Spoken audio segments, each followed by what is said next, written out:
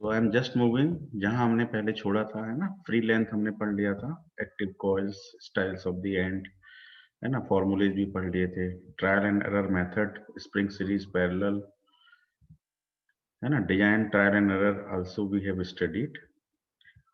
अब आते हैं हम यहाँ पर डिजाइन प्रोसीजर, है ना, general design procedure for the helical spring. इसी पर बेस्ड आज एक न्यूमेरिकल करने वाले हैं हम। सर 10, है ना। ये सर असाइनमेंट वाला। हाँ, वो मैं आपको भेज रहा हूँ, व्हाट्सएप पे भेजूंगा उसको क्लास के अच्छा बाद। Okay sir okay. ठीक है। Yes sir. तो एस्टिमेट पी एंड डेल्टा, ठीक है, किसी भी क्वेश्चन में आपको ये कंसंट्रेट करना रहता है स्प्रिंग में, या तो क्वेश्चन में गिवन रहता है ना, फोर्स और delta. Force means what is the force coming on the spring, है ना। if it is a helical compression spring, then it is a compressive force. If it is helical extension spring, then it is the tensile force. Design procedure for the helical extension and helical compression are same. Delta is the deflection. So generally these parameters are given in the question. Sometimes P and K are given. K is the stiffness and K is P by delta. So if K is given, P is given, then delta can be found. So ultimately, if you are at P and delta, then you can start your design procedure. So shear stress, permissible shear stress can be assumed between 0.30 to 0.50 SUT. ठीक है।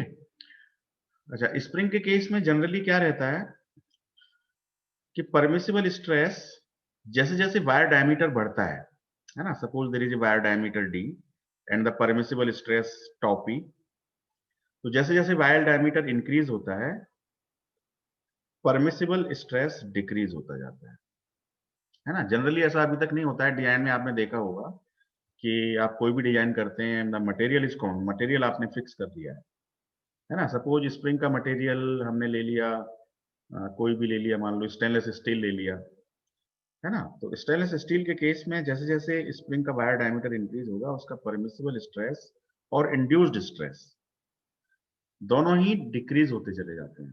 ये ऐसा experiment से देखने में आता है ना। इंड्यूस्ड स्ट्रेस को हम फॉर्मूला से वेरीफाई कर सकते हैं।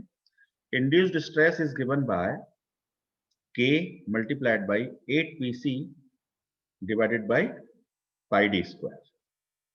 ये फॉर्मूला हमने लास्ट क्लास में प्रूव किया था इंड्यूस्ड स्ट्रेस के लिए। तो यदि इंड्यूस्ड स्ट्रेस में स्प्रिंग पर आने वाला फोर्स कांस्टेंट हो, ठीक है, उसका स्प्रिंग कांस्टेंट क्या होता है, डी बाई डी, है ना। तो C is constant, P is constant, pi is again constant, तो only and Wahl factor is also, है, Wahl factor is also depends on P, depends on spring index. So 4c minus 4 upon 4c minus 1 upon 4c minus 4 plus 0.615 upon c. So when c is constant, so k is also constant. So only the d square parameter tau I is proportional to 1 by d square. तो जैसे जैसे wire का diameter increase होगा, उसके square के इन्वर्सनली induced stress reduce होता चलेगा। ठीक है। ये ऐसा क्यों होता है, because curvature effect is involve in the design of the spring. तो उसकी वजह से मटेरियल सेम होने के बावजूद भी इंड्यूस्ड स्ट्रेस वायर डायमीटर के बढ़ने पर रिड्यूस होता चला जाता है। ठीक है। तो अज्यूम सी, मान लो क्वेश्चन में यदि सी नहीं दिया हुआ है, तो इंडस्ट्रियल एप्लीकेशंस में सी की वैल्यू जनरली 8 to 10 हम अज्यूम कर सकते हैं, बिटवीन 8 to 10।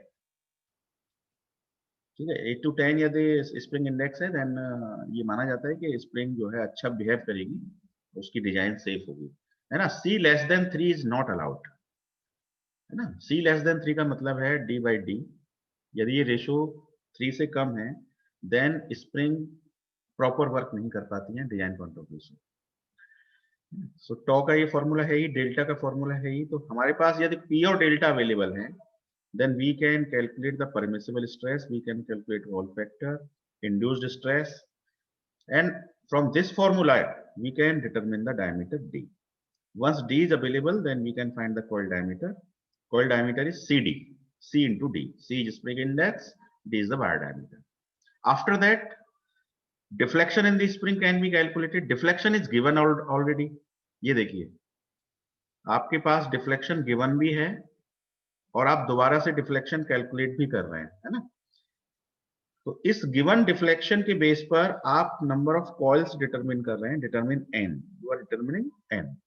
तो एन की वैल्यू जनरली क्या होती है, पॉइंट्स में आती है, जैसे 6.70 कॉइल्स आ गया मान लीजिए।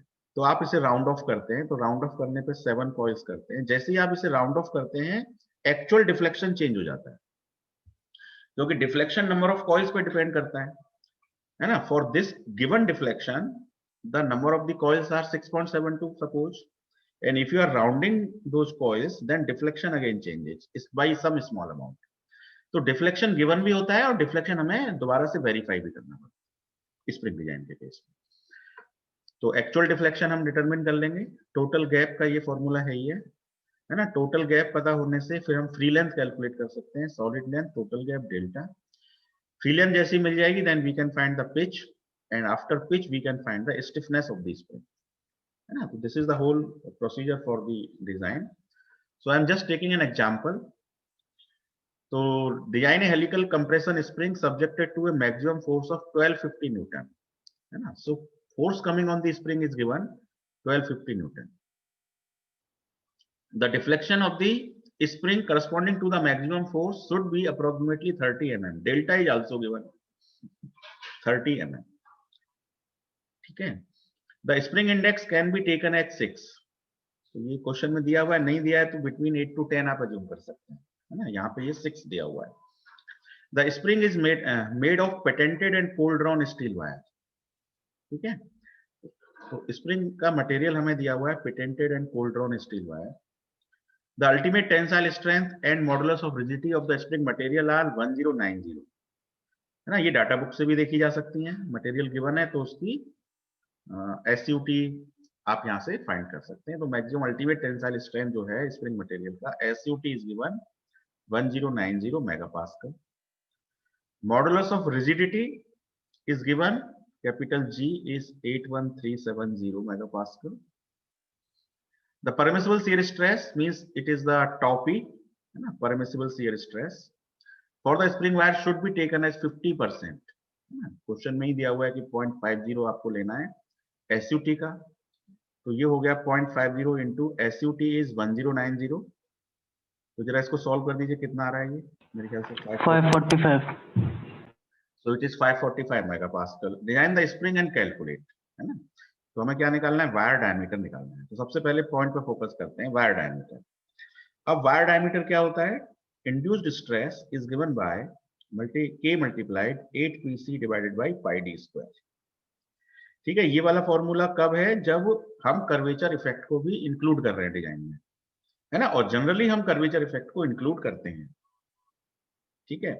तो यहाँ पर K क्या है, it is the wall factor. तो सबसे पहले आप वॉल फैक्टर कैलकुलेट कर लीजिए। Wall factor is 4 times C minus 1, 4 times C minus 4, 0.615 divided by C। So it is 4 into C। C हमारे पास क्वेश्चन में गिवन है C इक्वल टू 6। तो 4 इंटू 6 24 हो गया, minus 1, 24 minus 4 plus 0.615 divided by 6। इसको solve कर दीजिए, कितना आ रहा है, ये हो जाएगा 23/20 प्लस 0.615 डिवाइडेड बाई 1.2525 आ रहा है। यस, बिल्कुल सही है, इक्वल टू 1.2525, है ना। ये हमारा वॉल फैक्टर हो गया। जैसे ही हमें वॉल फैक्टर मिला तब हम इस फॉर्मूले को फिर आ जाएंगे वापस टॉ आई इक्वल टू वाले में। तो हम लिखेंगे tau I equal to K means 1.2525 into 8 into P is the force is given 1250 newton, into C means spring index is 6 divided by pi D square, ठीक है। अब इस टॉ आई की जो वैल्यू है वो हम टॉ परमिसिबल के बराबर रख देंगे for the safe design. Safe design के लिए क्या होना चाहिए, जो इंड्यूस्ड स्ट्रेस है वो परमिसिबल स्ट्रेस के इक्वल होना चाहिए, है ना। तो हम टॉ आई की जगह पे क्या रख देंगे 545। तो अब इस पूरे इक्वेशन में केवल डी अननोन है, so you can find the wire diameter D from here. जरा सॉल्व करिए और डी बताइए कितना आ रहा है। 6.625। तो डी इज कमिंग 6.625। तो इसको राउंड ऑफ करके हम 7 मिलीमीटर मान लेते हैं, ठीक है। तो फर्स्ट पार्ट इज ओवर, हमें स्प्रिंग के वायर का डायमीटर मिल गया। बाय दिस मेथड, है ना, बहुत सिंपल है। अब दूसरा आता है मीन कॉइल डायमीटर। तो दूसरे स्टेप में मीन कॉइल मतलब capital D is just see into D. अब सी की वैल्यू 6 है स्प्रिंग इंडेक्स, और वायर डायमीटर हमने कैलकुलेट कर लिया है 7 फर्स्ट स्टेप से, है ना, फर्स्ट स्टेप से d इक्वल टू 7 आ चुका है। तो 6 7 जा कितना हो गया 42 mm। तो second part is also covered, second part is complete. Mean coil diameter very easy, wire diameter निकलते ही आप मीन कॉइल डायमीटर बड़े आराम से निकाल सकते। अब आता है थर्ड पार्ट। थर्ड पार्ट के लिए नंबर ऑफ एक्टिव कॉइल्स, है ना। तो थर्ड पार्ट जो है उसके लिए आपको लगानी पड़ेगी load deflection equation, load deflection equation. और वायर डायमीटर के लिए आपने कौन सी इक्वेशन लगाई है, load stress equation, load stress equation. तो ये जो इक्वेशन है टो आई इक्वल टू के into 8pc by pi D square, इसी को हम कहते हैं लोड स्ट्रेस इक्वेशन। इसमें लोड भी है स्ट्रेस भी है, ठीक है। अब number of the coils, active coils यदि कैलकुलेट करनी है आपको, तो आपको लगानी होगी लोड डिफ्लेक्शन इक्वेशन। तो मैं जरा सा इंक क्लियर करता हूं। अब हम थर्ड पार्ट पर हैं। तो थर्ड पार्ट के लिए load deflection equation is given by delta equal to 8, क्या फॉर्मूला है, 8pd cube n divided by gd4, divided by gd4। Delta is given in question, how much it is 30 mm। ये देखिए 30 mm। So delta is 30, 8 into 4 से 1250। Coil diameter अभी हमने calculate किया था 42 second step में। So it is 42 to the power 3 into n is the number of active coils, active coils which are taking participation in the compression, है ना, participation in the deflection. So n by gd4, g is also given 81370। Wire diameter हमने first step से निकाला 7 millimetre, so it is 7 to the power 4। so only the unknown is n। so from here you can determine the number of active coils। तो जरा solve कर दीजिए, कितना आ रहा है 7.91। तो n equal to 7.91, it means you can round off it to 8 coils। कितनी coils के लिए आप इसे राउंड ऑफ कर सकते हैं, 8 कॉइल्स के लिए राउंड ऑफ कर सकते हैं, ठीक है। अब यहां पर जैसे ही आपने कॉइल को राउंड ऑफ किया, है ना, तो आपका डिफ्लेक्शन चेंज हो जाएगा। मतलब जो डिफ्लेक्शन क्वेश्चन में 30 दे रखा था, वो 30 की जगह पर 30 से कुछ ज्यादा हो जाएगा, है ना। ज्यादा क्यों हो जाएगा, क्योंकि हमने राउंड ऑफ करके नंबर ऑफ एक्टिव कॉइल्स को थोड़ा सा बढ़ा दिया है। और जैसे ही n बढ़ जाएगा तो डेल्टा बढ़ जाएगा। Delta is proportional to n, ठीक है। तो तभी मैं ये कह रहा था कि डेल्टा डिफ्लेक्शन आपको क्वेश्चन में दिया भी होगा, लेकिन आपको वो वेरीफाई भी करना पड़ेगा। और जैसे ही डेल्टा में चेंज आता है तो फ्री लेंथ में चेंज आता है, क्योंकि फ्री लेंथ क्या होती है ना, फ्री लेंथ में डेल्टा भी तो ऐड होता है। तो फ्री लेंथ में चेंज आता है, और फ्री लेंथ में जब चेंज आता है तो उसकी पिच बदल जाती है स्प्रिंग, ठीक है। तो ये डेल्टा बहुत ही इंपॉर्टेंट पैरामीटर है, ये नंबर ऑफ एक्टिव कॉइल्स पर डिपेंड करता है। और जैसे ही आप नंबर ऑफ एक्टिव कॉइल्स को राउंड ऑफ करते हैं तो आपको सारी चीजें दोबारा से कैलकुलेट करनी होती है। फाइनल डिफ्लेक्शन, है ना। अब ये 30 mm हमारा गिवन डिफ्लेक्शन था, it is not the final deflection after design. तो फाइनल डिफ्लेक्शन निकालने के लिए आप क्या करेंगे, डेल्टा को दोबारा से कैलकुलेट करेंगे। तो 8pd क्यूब n आप दोबारा से फॉर्मूला लगाएंगे, तो अब ये हो जाएगा delta actual, delta actual. So it is 8 into 1250 into D, D हमारा सेकंड स्टेप पे 42 था, एन हमने निकाल लिया 8 कॉइल्स। इस फॉर्मूले में हमेशा एक्टिव कॉइल्स का ही यूज होता है, ठीक है। टोटल कॉइल्स यदि हमें निकालनी है तो टोटल कॉइल्स क्या होती हैं, एन प्लस समथिंग। तो ये डिपेंड करती है स्टाइल ऑफ द एंड पर, है ना। तो टॉप कॉइल और बॉटम कॉइल जनरली में, माइक ऑफ करिए जरा, टॉप कॉइल और बॉटम कॉइल जनरली डिफ्लेक्शन में पार्टिसिपेट नहीं करती हैं, ठीक है, टॉप कॉइल और बॉटम कॉइल। तो वन कॉइल टॉप पर और वन कॉइल बॉटम पर, यानी कि 2 कॉइल हम इसमें प्लस कर देंगे, तो अब हमें मिल जाएंगी टोटल नंबर ऑफ कॉइल्स। तो इसमें n क्या है हमारा 8, और 2 कॉइल हमारी इनएक्टिव कॉइल्स हैं, इनएक्टिव। तो टोटल कॉइल्स हमारी कितनी हो जाएंगी 10।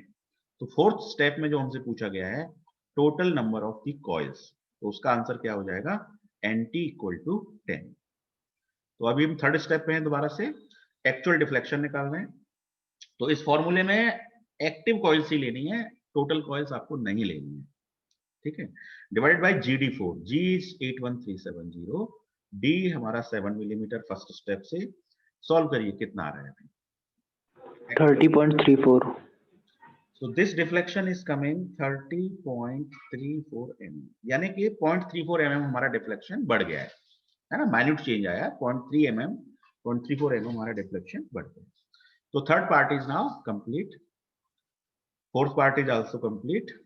Now fifth part is free length, ठीक है। अब फ्री लेंथ पे जरा बात करते हैं, तो मैं जरा सा पहले क्लियर कर लेता हूं।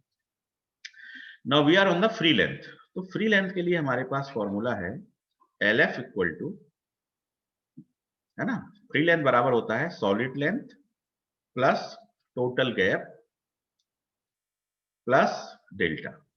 ये फॉर्मूला हमने थ्योरी में पढ़ा है कि free length is given by the summation of the solid length plus total gap plus delta. तो अब ये डेल्टा जो है, ये आपका डेल्टा एक्चुअल है। कौन सा है डेल्टा? एक्चुअल डेल्टा है, मतलब 30.34 जो आपका आया है वो डेल्टा आपको करंट डेल्टा है ना। तो चलिए वन बाय वन करते हैं, पहले सॉलिड लेंथ निकाल लेते हैं। सॉलिड लेंथ जो होती है वो होती है NT into D, NT into D. अब यहाँ NT का मतलब क्या है? Total coils. तो टोटल कॉइल्स हमारी फोर्थ स्टेप से कितनी आई थी? 8 + 2 यानी कि 10 आई थी हमारी, है ना, 2 कॉइल इनएक्टिव थी। तो NT की वैल्यू हो जाएगी 10, और स्मॉल d वायर डायमीटर हमारा कितना है? 7। तो 10 7 जा 70 मिलीमीटर हमारी हो जाएगी सॉलिड लेंथ, ठीक है। अवधेश सर जरा क्लास चल रही है, आप वैसे सुन लीजिए। सो 10 × 7 इज 70 मिलीमीटर, ठीक है। LS equal to 10 × 7 is 70 millimetre. तो हमारी सॉलिड लेंथ निकल गई। अब आते हैं टोटल गैप पे। टोटल गैप निकालना बहुत आसान है। टोटल गैप में हम क्या करते हैं, जितनी कॉइल होती हैं NT - 1, है ना, मान लो 10 कॉइल होंगी तो उनके बीच में 9 गैप बनेंगे, है ना, एक -1 कर देते हैं। NT - 1 इंटू सिंगल गैप, है ना। जैसे मान लीजिए कॉइल्स है हमारे पास, suppose this is the first coil, second, third, fourth, fifth, sixth, seventh, eighth, ninth, 10 coils है टोटल NT।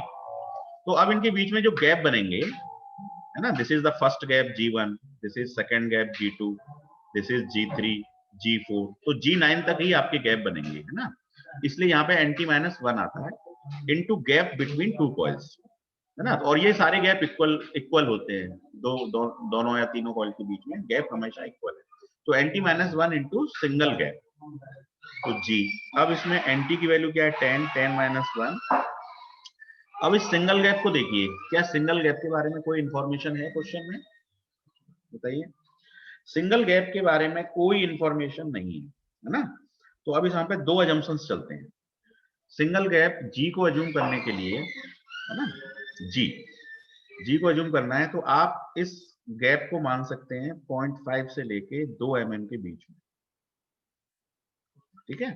ये अजम्पशन आप ले सकते हैं 0.5 से 2 mm के बीच में, है ना। ये गैप जरूरी है क्योंकि यदि गैप को आप 0 अज्यूम करेंगे तो स्प्रिंग की कॉइल्स आपस में क्या करेंगे? टच टू ईच अदर, और टच टू ईच अदर करेंगे तो उनके बीच में फ्रिक्शन होने की वजह से there will be damage and harm of the material, ना। तो वो स्प्रिंग फिर परफेक्टली वर्क नहीं करेगी। तो gap is required, minimum gap is 0.5, maximum gap you can take 2। तो इनके बीच में कोई भी वैल्यू अज्यूम कर सकते हैं। तो मान लीजिए कि हमने अज्यूम कर लिया 1 मिलीमीटर, ये हमारा अजम्पशन है। कितना है अजम्पशन? तो 10 - 1 इंटू 1 कितना आ गया हमारा? बताइए। 10 इंटू 1 10 mm। तो हमारा टोटल गैप हो गया 9 mm। Sir 9 mm। 10 - 1 is 9, 9 into 1 is 9। So 9 mm हमारा, यदि हमने 1.5 mm अज्यूम किया होता मान लीजिए, तो 9 इंटू 1.5 यानी कि 13.5 mm हमारा टोटल गैप हो जाए अकॉर्डिंगली, ठीक है। एक तो ये तरीका है कि आप सिंगल गैप को अज्यूम कर सकते हैं। दूसरा तरीका ये भी है कि आप टोटल गैप को अज्यूम कर सकते हैं। क्या कर सकते हैं? Total gap. तो टोटल गैप को अज्यूम करने के लिए फॉर्मूला है आपका, लगभग जो भी आपका डिफ्लेक्शन है, जो भी आपका डिफ्लेक्शन है, तो इस डिफ्लेक्शन का लगभग आप जो है 15% है ना, 15% आप इसे एज्यूम कर सकते हैं। तो 15% ऑफ 30 mm या 30.34 mm, जो भी आप एक्चुअल ले लें, तो 15% ऑफ 30, 15 3 या 45, लगभग 4.5 mm आपका गैप आ जाए। ठीक है, तो कुछ डिजाइनर्स टोटल गैप एज्यूम करके स्प्रिंग को डिजाइन करते हैं, कुछ डिजाइनर्स सिंगल गैप को एज्यूम करके स्प्रिंग को डिजाइन करते हैं। ठीक है, यदि मान लो यहाँ 0.5 माना होता, सपोज 0.5, तो 0.5 into 9 कितना आ जाता, 4.5 आ जाता। तो उस केस में ये एजम्पशन और ये एजम्पशन दोनों आपस में इक्विवेलेंट हो जाते हैं, है ना, total assumption and single assumption. तो it is up to you, आपके ऊपर है, अल्टीमेटली स्प्रिंग की डिजाइन सेफ होनी चाहिए। ठीक है, तो सिंगल गैप को एज्यूम कर सकते हैं या टोटल गैप को एज्यूम कर सकते हैं। ये कभी कभी वाइवा में पूछ लेते हैं, what is the limitation for the total gap, है ना, तो आप बता सकते हैं 15% ऑफ द डिफ्लेक्शन। और what is the limitation for the single gap between two adjacent coils, then it will be between 0.5 to 2 mm। ठीक है, तो हमने देखो सॉलिड लेंथ निकाल लिया, टोटल गैप हमने निकाल लिया। अब हमें क्या चाहिए, डेल्टा तो ऑलरेडी हम वेरीफाई कर चुके हैं, 30.34 है।